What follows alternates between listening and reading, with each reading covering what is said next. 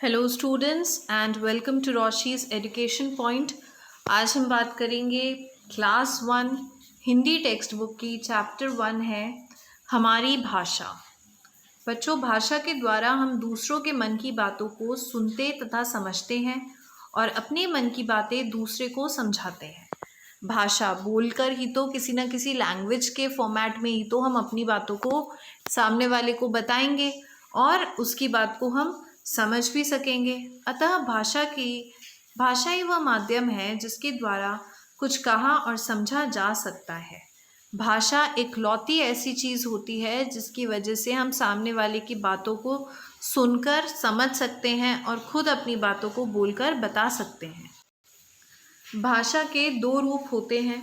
अब दो प्रकार की भाषा होती है, एक को बोलते हैं हम मौखिक भाषा और एक को बोलते हैं हम लिखित भाषा। चित्र 1 में ये रहा आपका चित्र 1। चित्र 1 में माँ बच्चे से कह रही है।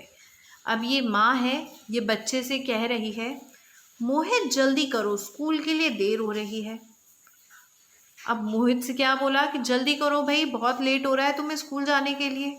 मोहित ने उत्तर दिया, ये है मोहित, और इसने उत्तर दिया, अच्छा माँ मैं जल्दी करता हूँ। यह भाषा का मौखिक रूप है। इसे हमने भाषा का मौखिक रूप बोला क्योंकि यहाँ पर हमने अपनी चीज़ों को बोलकर बताया, मुंह से बोलकर आपने बताया है। चित्र 2 में, अब ये रहा चित्र 2। सुनील ब्लैक बोर्ड पर लिख रहा है। इस बच्चे का नाम है सुनील और ये ब्लैक बोर्ड पर लिख रहा है। बच्चों, यह हुई हमारी लिखित भाषा। इसे लिखित भाषा बोलते हैं। जब हम चीज़ों को लिखकर बता रहे हैं तो उसे लिखित भाषा बोलते हैं और जब मुंह से बोलकर बताते हैं तो उसे मौखिक भाषा बोला जाता है। बच्चों, इस चित्र को ध्यान से देखो। कौन सा वाला चित्र है? ये वाला चित्र है। इस चित्र में रेफरी इशारे से यानी कि संकेत से गोल होने का इशारा कर रहा है। रेफरी इशारा दे रहा है कि हाँ, गोल हो गया। इशारे से यह तो समझ में आता है कि गोल हुआ है, परंतु इशारों व संकेतों को भाषा नहीं माना जाता।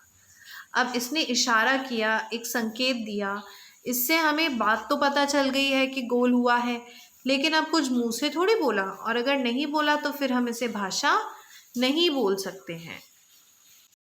ये था आपका भाषा और भाषा के दो प्रकार। एक बार इसका अभ्यास भी देख लेते हैं। यहाँ पर है चित्र। यह कौन सी भाषा है? अब चित्र में देखो, यहाँ पर ये दोनों राम जी और हनुमान जी आपस में बातें कर रहे हैं। तो बात कर रहे हैं, मुंह से बोलकर कर रहे हैं, तो ये हो जाएगा मौखिक भाषा और लिखित भाषा नहीं होगा। अब दूसरे चित्र में आप देखो, यहाँ पर एक बच्चा है जो कि ब्लैक बोर्ड पर लिख रहा है। ब्लैक बोर्ड पर लिखने को लिखित भाषा बोला जाएगा, मौखिक भाषा नहीं बोलेंगे। फिर अगला इस चित्र की बात करते हैं। तो यहाँ पर एक बच्चा है जो कि फ़ोन पर बात कर रहा है।